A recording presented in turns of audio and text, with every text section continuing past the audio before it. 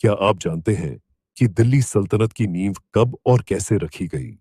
एक गुलाम योद्धा आखिर कैसे भारत की सबसे ताकतवर सल्तनत का पहला सुल्तान बन गया? आज की इस वीडियो में हम दिल्ली सल्तनत के जन्म की पूरी कहानी विस्तार से जानेंगे। 12वीं सदी के अंत तक भारत छोटे छोटे राज्यों में बटा हुआ था। उत्तर भारत में राजपूत शासकों का दबदबा था, लेकिन वे आपस में बटे हुए थे। इसी बीच पश्चिम और मध्य एशिया से तुर्की आक्रमणकारियों की नजर भारत पर पड़ी। इन्हीं में से एक था मोहम्मद गौरी, जिसने भारत पर कई आक्रमण किए। साल 1191 ईस्वी में तराइन की पहली युद्ध हुई। इस युद्ध में मोहम्मद गौरी को पृथ्वीराज चौहान के आगे हार का सामना करना पड़ा, क्योंकि इस युद्ध में पृथ्वीराज चौहान की सेनाओं के आगे मोहम्मद गौरी के पास बहुत कम सेनाएं थी। लेकिन इस हार के बाद मोहम्मद गौरी ने बहुत कुछ सीखा और अपनी सेना बढ़ाया। लेकिन फिर भी मोहम्मद गौरी के पास 1,20,000 सेनाएं थी और साल 1192 में तराइन की दूसरी लड़ाई में उसने पृथ्वीराज चौहान, जिसके पास 3 लाख सेनाएं थी, लेकिन फिर भी उसने पृथ्वीराज चौहान को हराकर दिल्ली पर कब्जा कर लिया। लेकिन मोहम्मद गौरी का लक्ष्य भारत में रहकर शासन करना नहीं था, इसलिए उसने अपने सबसे भरोसेमंद गुलाम कुतुबुद्दीन ऐबक, जो मोहम्मद गौरी के सेनाओं के चीफ कमांडर थे, उसी को भारत का शासन सौंप दिया। 1206 में मोहम्मद गौरी की हत्या हो गई।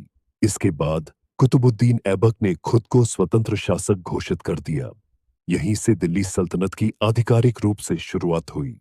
अब वह सिर्फ एक सेनापति नहीं, बल्कि पूरे भारत का सुल्तान बन चुका था। दिल्ली उसकी राजधानी बनी और उसने सल्तनत को संगठित करना शुरू किया। कुतुबुद्दीन ऐबक बचपन में ही गुलाम बना लिया गया था। तुर्की मूल का यह बच्चा कई बार बिखा और आखिर में मोहम्मद गौरी की सेवा में पहुंचा। अपनी काबिलियत और वफादारी के कारण वह मोहम्मद गौरी का सबसे भरोसेमंद सेनापति बना। गौरी की सेना में उसने कई बड़े युद्ध लड़े और दिल्ली जीतने में अहम भूमिका निभाई। गुलामी से निकलकर सुल्तान बनने की उसकी यह कहानी किसी चमत्कार से कम नहीं थी। दिल्ली सल्तनत की नींव रखते ही कुतुबुद्दीन ऐबक ने कई बड़े बदलाव किए। उसका प्रशासन इस्लामी कानूनों पर आधारित था, लेकिन उसने हिंदू प्रजा के साथ भी सहिष्णुता दिखाई। उसने भूमि प्रशासन प्रणाली लागू की, जिसमें अधिकारियों को भूमि देकर उससे कर वसूलने का अधिकार दिया गया।